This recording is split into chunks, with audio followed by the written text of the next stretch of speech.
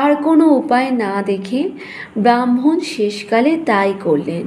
কিন্তু অতিথি সে ভাগটুকু অল্প সময়ের মধ্যে শেষ করে বললেন, আর কি আছে আমায় দিন, খিদে আমি মারা গেলাম। ব্রাহ্মণ মহা ফাঁপড়ে পড়লেন। তাঁর অবস্থা দেখে তাঁর ছেলে বললে, বাবা, আপনি ভাববেন না, আমার ভাগ তো রয়েছে, অতিথিকে আপনি তাই দিন। ব্রাহ্মণের মুখ দিয়ে যেন কথা বেরোচ্ছিল না। তিনি বললেন, বাবা, তুই ছেলে মানুষ, উপোস কি তোর শরীরে সহ্য হয়? আমরা বুড়ো হয়েছি, আমাদের বুড়ো শরীরে উপোস তত কষ্টের না। কদিন যে তোর খাওয়া হয়নি বাবা, কি করে তোর মুখের গ্রাস আমি অন্যের হাতে তুলে দিই? এবার ব্রাহ্মণ ভয়ানক ভাবিত হয়ে পড়লেন। তখন বউয়ের ভাগটুকু মাত্র বাকি আছে, কিছুতেই তিনি তা দিতে পারলেন না। অথচ অতিথি তখনও তৃপ্ত হননি।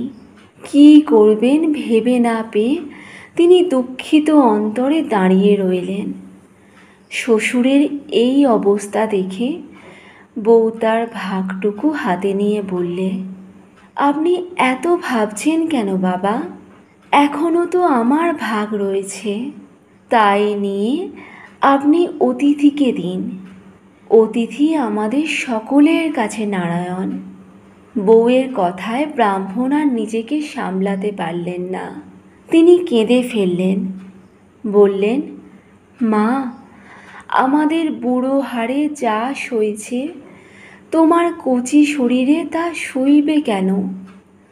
তোমার মুখের দিকে আমি যে চাইতে পারি না। না খেয়ে তোমার শরীরখানা কি হয়ে গেছে।